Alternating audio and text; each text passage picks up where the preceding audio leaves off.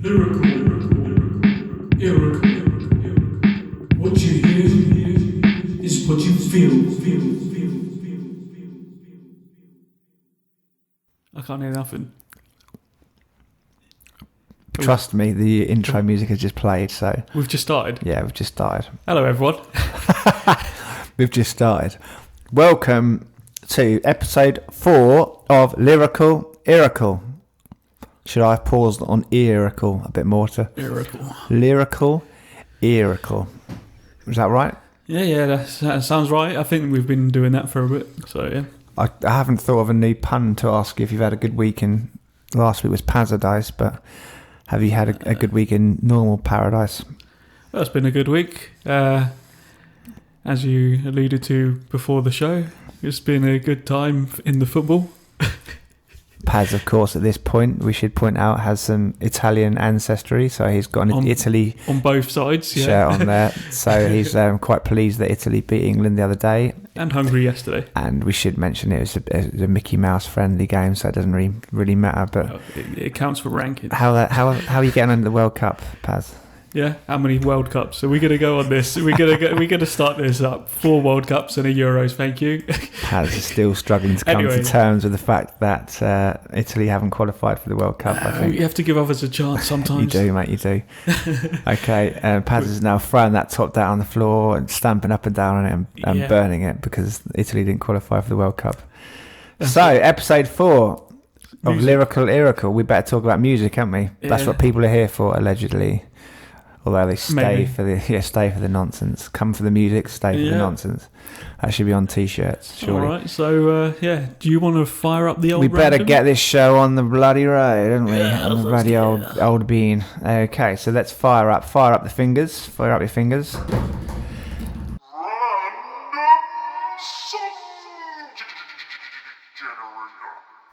What song will we get? And the random song generator has given us, first up, what have we got, Paz? So it's not quite Captain Planet, but it's Earth, Wind and Fire. And it's Boogie Wonderland. Boogie Wonderland. I think I know it. I don't know. We'll find out in a minute when we play it. So it's Boogie Wonderland from Earth, Wind and Fire. Yeah. And what year was that out, Paz? I don't know, without looking.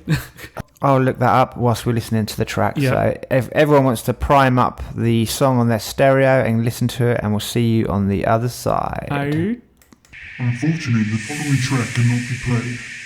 Search for it and see what you think. And that was Boogie Wonderland by American band Earth, Wind and Fire. And as Paz will tell you, that was released in April 1979 on Columbia Records. It was exactly that year. Yeah. And month. Okay, and it got to number 14 on the US Billboard charts, number 6 on the Billboard Hot 100, and number 2 in the Billboard Hot Soul Singles charts. Seems that even that way back when they were making charts for every kind of possible genre and every kind of possible variation of genre. It was certified gold in the US and gold in the UK. Boogie Wonderland was Grammy nominated in the categories of Best R&B Instrumental Performance and Best Disco Recording. Why would it be in the Best R&B Instrumental Performance? Because they're singing on it. I don't know. That's a bit odd. Maybe they released an instrumental version. Just for the disco era, I suppose it was right in the middle of the disco era, wasn't it? So they probably just put it out for people to dance. And as those of you that were watching or listening along with us on YouTube, in the video for the song there's lots of funky dancing and there's a guy in a cape giving it some large moves and stuff, so it would have been popular in the discotheques of the time. So what did you make of that song then, Paz? Well, it was a feel good song, but I mean, it's at the beginning I didn't even realise, obviously, because I didn't think about it, but the lyrics do seem quite dark to start with. Really? Okay, we'll go into those lyrics then, so you can analyse why you consider them dark and what's worried you so much. I'm not worried. Do you need someone to come and hold you? I'm all right over it. Caress you in their arms and calm you down, Paz. You're right. Right, so we start off. Midnight creeps so slowly into hearts of men. Sounds like something out of Game of Thrones, doesn't it? who need more than they get. Exactly. And then you're saying about the Cape guy as well, so who knows what he's doing. Superheroes, just a lot. To reiterate, midnight creeps so slowly into hearts of men who need more than they get. Daylight deals a bad hand to a woman who has laid too many bets. Now, that sounds like one of those naughty women who go around getting whatever they want. And it's saying that they're going to get a bad hand. And then there's the man who's not getting enough, who's going to be after her. Getting enough what? Something. The lads in... lads and ladies in Earth, Wind and Fire then continue. The mirror stares you in the face and says, baby, it didn't work. It don't work. Sorry. You say your prayers, though you don't care. You dance and shake the hat. Yeah. So, yeah. Is that slang for her butt in New York slang in 1978, or? Maybe, but it's not even... It's just those two parts of verses. I don't know. They just... If you read them... If someone wrote them to you, I mean... I suppose. Did you see it a bit dark? Or disco dancing, yeah. Without the beat in the background, all dancing and stuff. Yeah. If I got a poem from a former lover with those words in it, you saying, would I be worried? Let me think. Let me zone out. Let me get into the headspace of that one and find out. So I'm just getting a letter in the post, am I? Well, if you're a woman who got that, it's even worse, isn't it? So for all those stalkers out there, if you'd like to send women these 8 lines of text, it would scare the hell out of them. Midnight creeps so slowly. We should do it in a really creepy voice, shouldn't we? Midnight creeps so slowly into hearts of men who need more than they get. Daylight deals a bad hand to a woman who has laid too many bets. Just sounds like you've had quite a few fags. The mirror of cigars. We should clarify. He means cigarettes. Cigars and cigarettes, not gay people. The mirror. Read that as well. Yeah. The mirror, I can assure you it's not. The mirror stares you in the face and says, baby, it don't work. You say your prayers, though you don't care. You dance and shake the hat.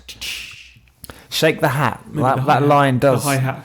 Yeah, maybe actually. It might be the hi-hat, or, when they dance in the disco clubs and they chuck their heads around, like you've seen Tom Jones and Elvis giving it some big moves with their heads jarring about all over the place. Then we get our first, I say it's our first part of the chorus, but the song actually teases you straight in with the chorus, which is dance, boogie wonderland, hey, hey, dance, boogie wonderland. In my head, that goes on longer than that, but we've just... Yeah, but they take their time over it. They do, don't they? They don't rush it through like me. So then we get another verse. Sound fly through the night. I chase my vinyl dreams to Boogie Wonderland. I find romance when I start to dance in Boogie Wonderland. I find romance when I start to dance in Boogie Wonderland. Is it him saying he can forget about all his worries and all his cares and just go and dance the night away? That's how I saw it. And obviously... in the old school vinyls. Yeah. He carries on, unless you've got anything to add on those 4 lines. Just going to the old discotheque. All the love in the world can't be gone. All the need to be loved can't be wrong. All the records are playing, and my heart keeps saying, Boogie Wonderland, Wonderland. Dance, Boogie Wonderland, hey, hey. Dance, Boogie Wonderland, hey, hey. And then he repeats. And it's all repeating. So repeats after that. Lots of talk of romance and love in the world being forgotten about in Boogie Wonderland. The records are playing and my heart keeps saying Boogie Wonderland, Wonderland. I guess it's kind of like in the 70s. Nowadays you have mindfulness and yoga and all this kind of stuff that people go to kind of help with their mental health. I guess in the late 70s they used to go dancing, didn't they? Yeah, there was a big craze. Everyone they just go dancing and go and see their mates. Music is therapy, yeah. So. Dance in Wonderland. So your interpretation of that song before I tell you what it was actually about from the actual writers of the song, Paz. So I think we've already alluded to, it's just getting rid of your troubles, forgetting what's happening. It's like tough week at work or whatever, and then going on a weekend, letting your hair down. It reminds me of the Cheers theme tune. Making your way in the world today takes everything you got. I'm not going to sing the whole thing, but it's about going to a place where, you know, you can just let your hair down and forget about everything. Everyone knows your name. Right. Rose Riggets of Gannett wrote, Boogie Wonderland is the hit, but it's more than just your average pop song. The song is an exploration of times spent at house parties and at discos when you wanted to be disco queen or king and the spotlight just wouldn't focus on you. You wonder why and look in the mirror and say, baby, it didn't work out. Dance to shake the hurt. Like so many of Earth, Wind and Fire's hits, Boogie Wonderland is bolstered by the blazing horns section that may have become the group's trademark. Teamed up with a talented vocal group, The Emotions, Earth, Wind and Fire has created a song that will join the ranks of such past hits as I've never heard of any of their past hits. Mighty Mighty Getaway, Fantasy and September. Dave Marsh of popular pop magazine Rolling Stone said, Morris White, quote, takes simple dance formulas like Boogie Wonderland and manages to find fresh possibilities within them. Matthew Greenwald of Alt Music, however, stated, one of the few records that paired two fully fledged groups successfully. The combination of Earth, Wind and Fire and The Emotions works wonders here, and it remains a classic of the period. Brilliant. It doesn't actually say what the song was about, does it, anywhere? The song was composed by Ali Willis and John Lind. That's what it says. It doesn't really say anything about being king of or queen of the disco. I guess those journalists have done a good job of summarising what it's about. It wasn't too deep, was it? It was just like an escapism song. It's got a nice beat for them to dance to.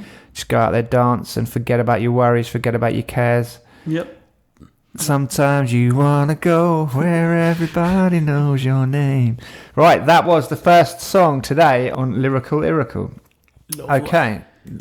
What's that? I said lovely. Is that a direct quote on the merits of that song, is it? Yeah, lovely. No, it's a nice song. I do like the beat a lot. Yeah. Nice one to Has that been sampled by anyone else? I know you like your samples and stuff. If not, we're off to sample it now and use it. I will sample especially that little bit after the main refrains. Okay, so I guess it comes that time of the week to look at our second song. So cue fingers, Pasmondo.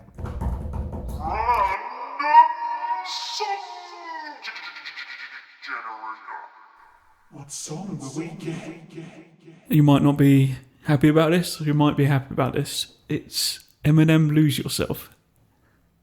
Did you know? I don't know why. I was looking at something on YouTube yesterday, and there's an alternative version that Eminem forgot he'd even recorded. One of his old producer mates, or whatever you call him, the guy that he prattles around in the studio with, he said, do you remember the original take we did that? And he was like, what? I didn't do an original take. And he sent it to him, and there's an original take that he'd forgotten he even did. It was done stream of conscious. They got the beat down, he just rapped anything over the top of it. Yeah. So there's an alternative version that's out on YouTube over the last couple of days, actually. Eminem's put it out, so it's quite interesting to hear. So most people out there will know that track. When was it out, Paz? You're asking me. I don't know. Now we're going to have to get you an information device. So I've given him the reins this week to watch my little fledgling chick grow and take off and become a fully fledged podcaster himself. But he hasn't got his own information device to hand, has he? So I don't know. I will get the pertinent details, my friend, whilst we listen to the song. Came out. Whenever that was. So I will get the pertinent details up. We'll listen to this track. And we'll join you all after you've all queued up that song on YouTube. Unfortunately, the following track cannot be played. Search for it and see what you think. And that was Lose Yourself by Eminem. And I'm sure, as Paz knows, that was released on the October the 28th, 2002. There you go. Around the same time as the film called the same name, is it? Lose Yourself. 8 Mile. Yeah. Okay. I think you're a big fan of this artist, aren't you, Paz? I don't mind Eminem. I had one of his albums a long time ago. The first one, whatever that was, with Stan on it. I mean, when I first heard some of his stuff before, I heard some of his stuff before the original debut album as well, like some of the stuff he did before that, and then his debut album and stuff. And I did like the guy, and I'm not. He's good at what he does, but when it started getting to the more newer stuff, more recent stuff, I kind of dropped out for a bit. So yeah, I thought you were going to say you discovered him and he was nothing. Yeah, I know. Yeah, I did discover him, but he didn't give me any of my money. You knew him and he was just some bum. I knew the guy. I was over there all the way over in America. Where's he from? Detroit. I think he's from Detroit, isn't he? Detroit, Michigan. Yeah. That's it. I mean, I don't know where you get your info from. I just asked Paz off camera if he's from New York and he said no, he's from Detroit. Hence that little... But yeah. No, I do like Eminem. He's very good at what he does. I mean, even if you just look at the lyrics itself, you see lyrics, but I mean... if you go delve deep into it, then you can see all the internal rhyming schemes and all that stuff. Well, good job for you, Paz. You've come to the right place, because that is exactly what we do on this podcast. We delve deep into the lyrics. So let's start with the beginning first lines of the song. I guess it's not really verses and choruses, is it? Look, if you had one shot or one opportunity to say...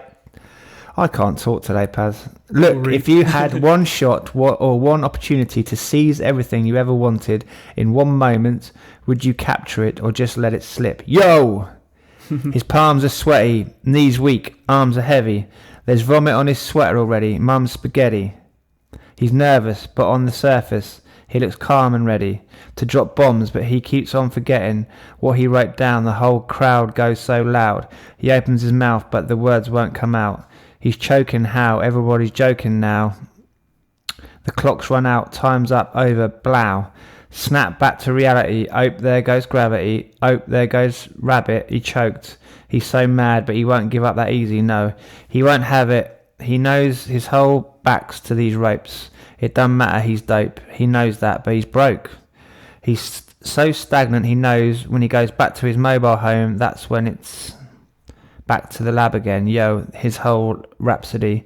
Better go capture this moment and hope it don't pass him. Now, this song was written for the film, wasn't it, Black Mile? So is that an actual scene in the film, is it, where he gets an opportunity to rap in a club or something and he chokes his waist? Yeah, it's basically about the whole film, and it's basically also about his experience going through the hip-hop community as a white rapper. Yeah. But in a generalized sense, it's about battles. So I don't know how much you know about rap battles, or I do know a lot about rap battles. Actually, there's a guy on a Tottenham podcast I listen to who is the top rap battle man in the UK. I can't remember his name. Tony D, is it? Okay. And so I know a bit about rap battles. So it's just basically you get given, if someone doesn't know, you get given a certain amount of time and a beat. It's freestyle, insulting the other person. Yeah. And then they get a shot going back at you, etc. And then everyone picks, the crowd basically pick who's the winner. Who's the winner, yeah. And then in this first verse, it's about, as he says, he's really nervous. It's nerves, yeah. It's really his first time we're going to go up on that stage in front of everyone. And just stage fright, basically. And the stage fright impinging on his performance and his ability to rap. Yeah, and then everyone just thinks he's a joker, and that's it. And that's it. So in the start, he goes up there, he's done that, hasn't done anything, and they all think he's rubbish and all that stuff. And he's got to go back a bit, obviously, because of his situation, as he says, mobile home and all that stuff. It's trailer park stuff, and then... they don't get a blankety blank checkbook and pen then for winning the rap battle, no? That's it. Well, if the more, I mean, the people who go through it in the community who get known for doing rap battles and stuff, they're the ones who they can start making money off it. But I mean, in this sense, do they get paid appearance money? Is that how it works to come to an event and sell tickets? Or I think it depends. I don't know too much into that side of things in the money sense, but I mean, I think there'll be competitions, for example, tournaments, cash prizes, etc. And people obviously get seen, especially nowadays with YouTube and stuff like that. You can just type something in and you'll see some actual battles, and they get known Yeah. from it as well. So The best ones are the ones with the most vicious tongues, but it's not just who's the rudest, it's the quickest ones and the funny ones. yeah, it's The about funny ones that they make these nice little funny little rhyming patterns, aren't yeah, yeah. I mean, because they call it freestyle, because obviously you're saying it off the top of your head, but with a lot of these things, they've already they? Yeah. wrote down structure stuff, of and it, because it's freestyling to a degree, because you if you don't know who your opponent is, once they're in front of you, you're taking the mick out of them, sort of type thing. But you've obviously got to have something backed up, because if you start tripping up on your words and stuff, you're not going to look good. So Have you ever partaken in a I rap haven't battle personally, yourself? no. Shall we do one now? We wouldn't want to insult each other, would we? No. But As I said, that's what the first verse is about. If you go, I say, there's so much internal rhymes as well as wordplay and stuff in this. I mean, it will take forever to go through it, to be honest. But we need a voiceover rights to this stage going, Paz would like to criticise John at this moment in time. Should we go into the second verse, or is it all along the same themes? Is it his soul's? I'll let you read because you're the rapper among us. Go and rap it in your best Eminem. I don't want to rap it. His soul's escaping. No, because you have to do it. He's got an American accent in it. Detroit accent, I think you'll find. Detroit American, not accent. New York. So I'll just say it. His soul's escaping through this hole that is gaping. This world is mine for the taking. Make me kin as we move toward a new world order. A normal life is boring, but superstardom's close to post-mortem. It only grows harder, only grows hotter. He blows it all over these hoes. Sorry, I can't even say it now. These hoses all on him. He blows it all over these hoses all over him. Even I know that bit, Paz. Come on. Coast to coast shows. He's known as the Globetrotter. Lonely roads. God only knows. He's grown farther from home. He's no father. Where am I? He goes home and barely knows his own daughter. But hold your nose, because here goes the cold water. These hoes don't want him no more. Because he's got the cold powder. He's cold product, yeah. They moved on to the next schmo who flows. He knows, dove, and sold nada. So the soap opera is told and unfolds. I suppose it's old partner, but the beat goes on. Da-da-dum, da-dum, dum-dum. Then we have 2 repeats of the choruses. And a third verse. Well, that's a long verse. Are you rapping this one, or am I? Well, I don't know. We're going to mention what's going on in this second one. What's going on in the second one? Isn't it still going on about him getting nervous ahead of the rap battle, or not? Or is it? Has he moved on? So I was lost in a transcendental state at the impressiveness of your rap to notice what the actual words were. Yeah. So where are we? Normal life is boring. So this is when it goes on to how he's then known. So he's now known in this second verse. Yeah. He's famous. Everyone, or the hoes, as we know, are the loose women that are all over him. What, the ones on ITV? Yeah, that's it. Have you not seen that? Carol McGinn and the ladies. That's all them loose women. They were all over Eminem, and and then it's obviously about the travelling as well. No family time, doesn't get to see his daughter, etc. And then it then goes on to the next part, which is no one wants to know him anymore. His time's up. His 15 minutes of fame's gone.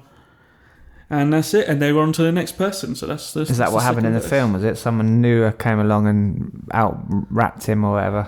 No. No? But I can't remember it completely. But this is just a different story. Okay, so then we go into, first one, he's nervous, he can't perform properly. Second one, he's the king and he's on his way down. Yep. Third verse, no more games. I'm going to change what you call rage. Tear this motherfucking roof off like 2 dogs caged.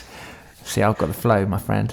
I was playing in the beginning, the mood is all changed. I've been chewing up and spit it out and booed off the stage. But I keep rhyming and step right out of the next cipher. I best believe somebody's paying the Pied Piper. Oh, the pain is side amplified by the fact that I can't get by with 992 and I can't provide the right type of life for my family. Cause man, these goddamn food stamps don't buy diapers. And no movie, there's no Mikey Pfeiffer. Who's Mikey Pfeiffer? I think he's one of the actors in the film. Okay. This is my life, and these times are so hard, and it's getting even harder trying to feed and water my seed. Plus, teeter-totter, caught up being a father and a prima donna. Baby mama, drama, screaming on her too much for me to want to stay in one spot. Another day of monotony's got me to the point I've got a snare that I've got of me. To formulate a plan or end up in a jail or shot of me. Success is my only mother. Beep. Option. Failure's not. Mom, I love you, but this trailer's gotta go. I cannot grow old in Salem's lot. So here I go. Is my shot. Feet fail me not. This may be the only opportunity that I got. So that is just him saying he's wasting the opportunity he's been given, and he's kind of realigning himself to say, what am I doing? I've got a great opportunity here. I'm going to make a go of this, and I'm going to make a success of it. I'm good at what I do. Yeah. He's kind of taken his after ball a bit, but he's back and he's ready to claim his rightful throne. Is that how you see that? Well, I mean, I see it as him now going from we're not talking about the film anymore. We're talking about me in real life type thing. He's taking his opportunity, and obviously everyone knows who he is. For any rap producers out there that want to tap me up to rap on their upcoming album after that impressive rapping display, you can contact me at I need to set up a hip-hop hotmail address, don't I? The hip-hop guy at hotmail.co.uk. Yeah, and all of your emails will go straight to the junk folder, I'm afraid. Right, so the composition... you finished with your interpretation of it? You do. So the actual interpretation, as stated on Wikipedia, the composition of the song, Lose Yourself, is a mid-tempo hip-hop track with an urgent narrative delivery. Was my narrative delivery urgent enough? Yes. The song's lyrics explicitly sum up the background of Eminem's character in 8 Mile, B-Rabbit. Is that what he's called? Yeah, that's what he's called. Okay. With the first verse summing up much of the plot of the movie. The song incorporates several aggressive themes, largely dealing with the struggles of B-Rabbit and how he eventually overcomes his many problems and obstacles to gain the respect of other rappers. The song's production incorporates piano, drums, violins, and several other string instruments.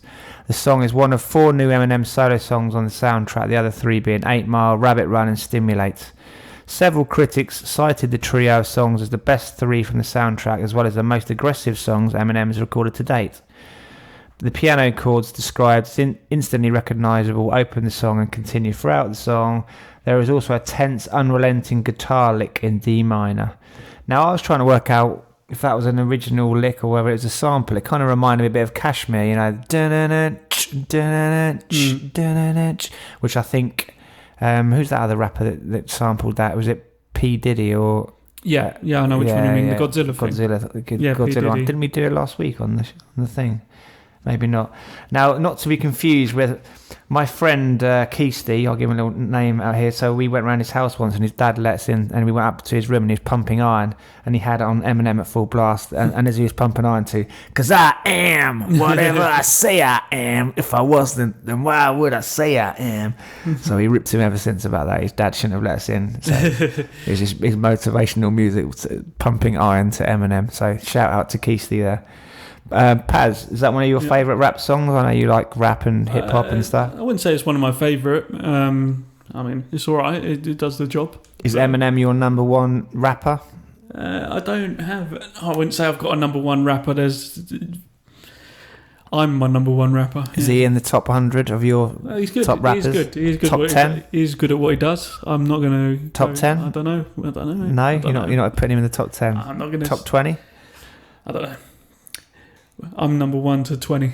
There you go. You've got to have confidence in your own abilities. Right, so maybe we should get one of your tracks on next week then. Well, we can if you want. We'll slip it in and see what we think. Slip it in where you want. You're on about Joan Jett and her jukebox again, aren't you? Just leave her out of this, mate. She's in room 103 now. She's there for good. Don't bother her. Don't just ruffle her feathers in there. Don't stir her hornet's nest. So our third track this week, what have we got? Cue up them fingers, sunshine.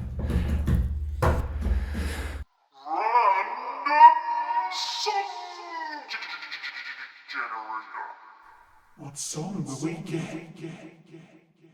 Right, the random song generator has provided you Paz with what song? And Paz is going to announce it. Well, I think he's got very lots of similarities to John. It is Freddie Mercury, Living on My Own. What? Never heard of that song. Is it a Queen song, is it? No, it's a Freddie Mercury song. Is it? What? Did he do solo stuff? Oh dear. Okay, that sounds enthralling. I hate Queen. Passion. All right, do we have to do this one? Yeah, might as well. Go on then. Right, so this is, what's it called? Living on My Own. Living on My Own. You can see it there on the screen. By Freddie Mercury. Yeah, I haven't got the screen in front of me, am I? You're hosting, your main host this week. I'm just your hilariously funny sidekick this week. So let's listen to this song. What's it called again? Living on Your Own by Freddie Mercury. Living on My Own by Freddie Mercury. Right, prime it up on YouTube and we'll see what it's all about after the break. I fucking hate Queen. Unfortunately, the following track cannot be played. Search for it and see what you think. And that was Living on My Own, the Freddie Mercury solo single released on September 1985. In September 1985. Never heard that song before in my life, Paz. And I don't think I'll ever hear it again. You've managed to succeed just when you thought it wasn't possible for me to dislike Queen or Freddie Mercury anymore. They've gone and put a disco song with his lyrics on it. Yep. What did you make of that song? Oh, there's some nice pop fun in it. No, it's it's all right. It's if we're gonna analyse like we do, yeah. Released on his first solo album, Mr. Bad Guy, in 1985. It peaked at number 50 in the charts, which is unusual. It was re-released in 1993, remixed and re-released to widespread chart success by the No More Brothers mix. That was 1993. And so the first verse goes, Freddie, sometimes I feel I'm going to break down and cry, brackets so lonely, nowhere to go, nothing to do with my time, I get lonely, so lonely, living on my own. Sometimes I feel I'm always walking too fast, so lonely, and everything is coming down on me, I go crazy, oh so crazy, living on my own. So that was Aerosmith. You love it, really. And then there's lots of Dido dates. So what do you make of those first two verses then, Paz? What's Freddie getting at? Well, if you're looking at it from his point of view, maybe as success through Queen, making all that money doesn't mean make you happy. At this point, we need that voiceover artist again to go, John has lost all interest in this. John is loving this. Yeah. He showed me... all enthusiasm is gone. He showed me a picture. That's me. In my wallet. A picture of his bedroom full of Freddie Mercury posters. My Freddie merchandise room at home. Yeah. Okay. So he's all the world's troubles are getting on top of his head, and he's all on his own. Yep. Then his chorus is lots of dee-dee-do-dos, and I don't have no time for no monkey business. Dee-dee-do-do-do-do, dee-dee-do-do-do-do. I get so lonely, yeah. Got to be some good times ahead. I'm not actually going to criticise him too much for the lyrics on this one because it's a disco song, isn't it? So they kind of just used one of his vocal passages that he'd recorded for another song, I think, and then they put a drum beat over the top of it and made it a disco song. So they were kind of just repeating passages to try and make it catchy as some kind of a disco song, I guess. Second verse, sometimes I feel nobody gives me no warning. Find my head is always up in the clouds in a dream world. It's not easy living on my own. Then some more dee-da-da-da-do-day-day-days. And then he repeats it. I don't have no time for monkey business. Dee-da-da-day-day, do-da-da-da-do-day-day-day-day. He gets so lonely, yeah. Gotta be some good times ahead. And then that's repeated again. And that's the end of the song. Yeah, I mean, when he says got to be some good times ahead, it does sound like he's got to beat some gets out the hay or something like that. Well, even his own Wikipedia page hasn't gone into too much depth about the nature of this song. All it says is, The song's lyrics reflect Mercury's long-standing admiration of Greta Garbo, whose quotations feature prominently throughout the lyrics. So a lot of those lyrics, Greta Garbo. Greta Garbo was a Swedish-American actress regarded as one of the greatest actresses to have ever been on screen. She was known for her melancholic, somber persona, her film portrayals of tragic characters, and her subtle and understated performances. In 1999, the American Film Institute ranked Garbo 5th on its list of the greatest ever female stars of Hollywood. Okay. There you go. How can you not know who Greta Garbo is? I don't know. And obviously, Freddie liked her films. Oh, so he's just basically it's not even his own lyrics. No, they're just quotes from famous quotes that Greta Garbo has said. I guess in her films or in her interviews over the times. So one music journalist said Mercury sounds terrific over house music. Pan-European magazine Music and Media wrote that Belgian dance producers picked up a Mercury vocal track, put in some sequences with surprising results, and made a local top 10 hit out of it. Well, it wasn't a hit in England, was it? It was. Did I say it got to number 40 or something? Might have been 50. Was it 50? Was it? So it was number 50. It peaked at number 50. So weird, isn't it? I'd have thought Freddie Mercury at that time, 1985, would have been the big thing, you know. So if one of the Beatles, for instance, would have released a solo album at that time, I'm sure all of the Beatles fans would have bought it and pushed it up. Maybe it was the market. It weren't marketed as much or something. Yeah, maybe it was a snobbery thing because Queen obviously play their own instruments and they weren't a dance band, were they? So maybe the fans kind of rebelled against it a little bit and said, "What are you doing, Freddie? Get back to writing Bohemian Rhapsody and piano and guitar kind of music and stuff." My dad said they were quite heavy when they first started, and then they kind of went off on this pop route, and they became more camp and sort of played theatrical. Yeah, they did. Theatrical is probably the best way of putting it. They played up to Freddie's image a bit more, didn't they? But when they first started, they were a bit more critically acclaimed and a good band, he said. So it got to number 5 in the UK. It was popular around Europe, though. Oh, this is the remix by the No More Brothers. I guess after it died as well, there was a certain kudos. It's one of that thing when someone dies, they make more money, don't they? Yeah. Where did it get to in the UK? It got to number 1 apparently in 1993. I still don't remember it. It was number 1 all over Europe, Denmark, France, Iceland, Ireland, Israel, Italy, in your home nation. Oh, yeah. They loved a bit of it out there. See, is that? I can't. Yes. Is it? Oh, right. I was like, what the hell's he on about? C, senor. ABC. Si, senor. Is that right? Si, senor. Si, senor. Oh, yeah. Well, that's Mexican, isn't it? Si, senor. Spanish. Mexican and Spanish. Okay, and that was a nice kind of succinct song, so we've got time to do one more this week. So fire up the random song generator and we'll see what we've got.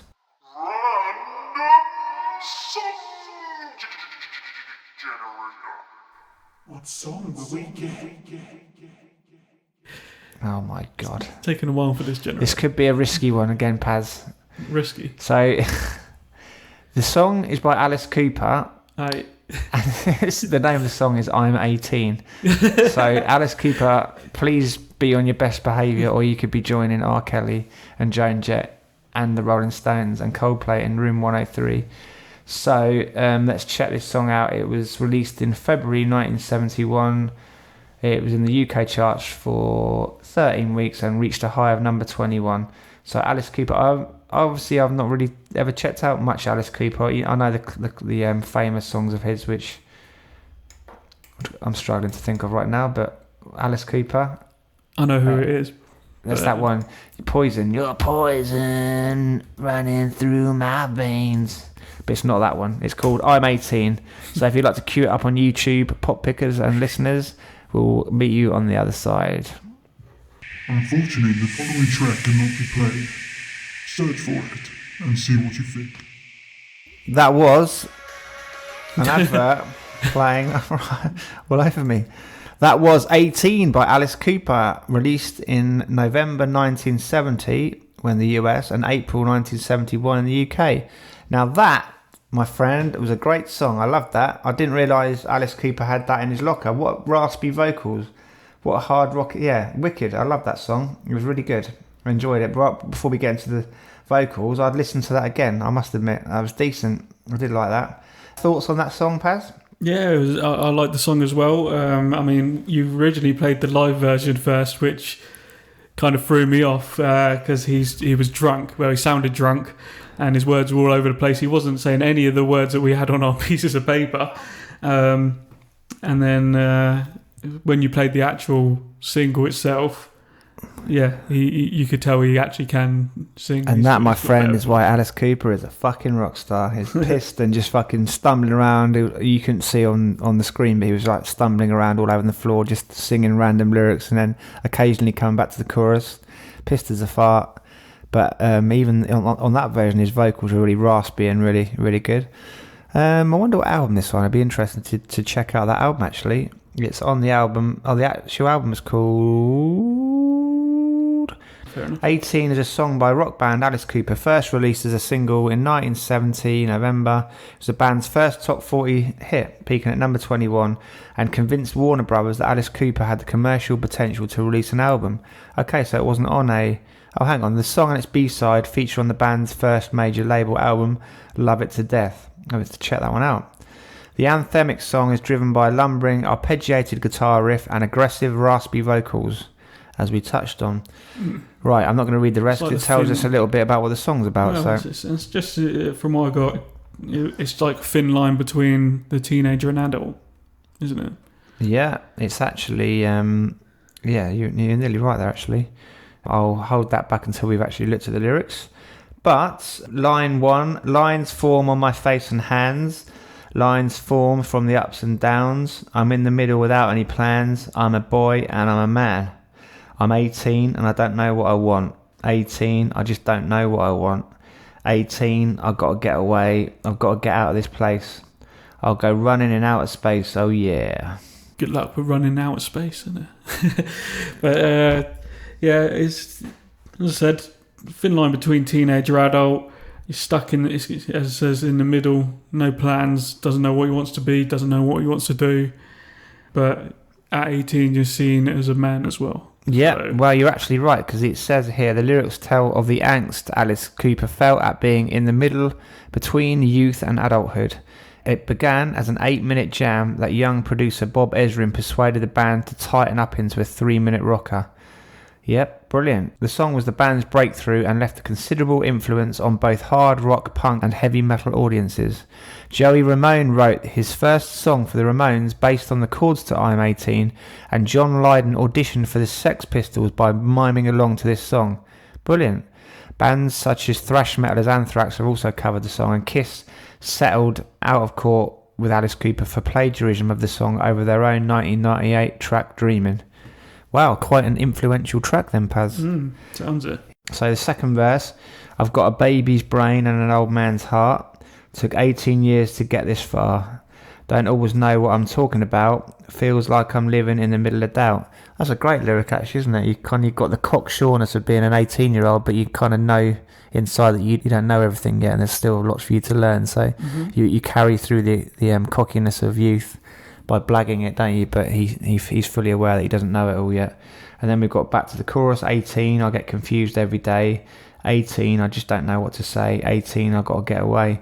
Guess that's to do with the shyness and not knowing what you wanted to do. We've all been there. I know I was around that age. I didn't know what I wanted to do myself. But it's also that thing, I mean, when you're growing up in your house and stuff, you want to fly the nest, as they say, or whatever. You do want to get away because you're stuck in that bubble, aren't you? So yeah, it's all the mix of emotions and things like that. Cooper sings with raspy vocals of the existential anguish of being at the cusp of adulthood. The crying in each verse about being in the middle of life or in doubt. The chorus switches to a series of crashing power chords building from A to B. The vocals proclaiming, I'm 18 and I don't know what I want. I've got to get out of this place. I've got to go running out of space. The song turns around at the conclusion with an embrace of those things that have been anguish to him in the past. I'm 18 and I like it. There are no harmonies or doubling of the vocals at this part of the song. There you go. So it's nice and raw and in your face, and he likes being 18 and everything that comes with it, all the unknown, the cockiness, but the unknownness of it all. Yeah, there we go. Brilliant song. I like that. I'd definitely check out that album. If that was his first single as well, blimey. No wonder he's held in such high esteem in the rock and metal and punk genres. Great song. I'd definitely check out that album. I'm 18 from 1970 by Alice Cooper. Any final thoughts on that song before we close off today, Paz? No, that's all right. I liked it. I liked the track. Yeah, it's good, wasn't it? Yeah. Good. I've never heard that song before. I think there's been three of the 4 tracks I've not heard today before. I mean, I've heard of the Eminem one, obviously, but hadn't heard of the other. Well, I'd heard of the first one, haven't I? The Earth, Wind and Fire one. Mm-hmm. There's a couple of unknown ones at least today that I got my teeth into, which is what this podcast is all about. Exactly. Whether you like it or not, at least you can hear something new. And dare I say it, Alice Cooper might have gained a new fan in me because I didn't realise he could sing like that. What a voice he's got. I'll be definitely checking out his first album, particularly. I know, obviously, people know the Poison song and some of his later stuff, but yeah, hell of a singer he was in those early days. Graspy, raspy. What other words would you use to describe that singing style? Yeah, just the same, mate. You've kind of lost interest, like I lost interest with Freddie Mercury, haven't you? Is anyone going into Room 103 this week? Are we chucking anyone in there? Earth, Wind and Fire? I think they're safe, aren't they? You were thinking about Alice Cooper for a second, just on the name, weren't you? Yeah, I thought he was going to be dodgy, predating some 18-year-old chick, but apparently not. He's it's more about him growing up. Should we throw Freddie Mercury in there? If that's what you want to do. Nah, it's all right. Well, he can stay out. I'm sure we'll get Queen songs over the coming weeks. I'll have other opportunities to throw all 4 of them in there. So okay, and so that was Lyrical Iracle. Another good week in Paradise, as we like to say. So have you got any closing thoughts for the week before we close up? I don't. I'll see you next week. See you all next week as well, yes. And we don't wear an Italy top next time. Okay, I'll wear an Italy top. Right. Goodbye, everyone. Oh, we've got our catchphrase. I don't know what's Cue catchphrase. End credits. Go on then. Cue end credits. Cue end credits. Lyrical. What you hear is what you feel.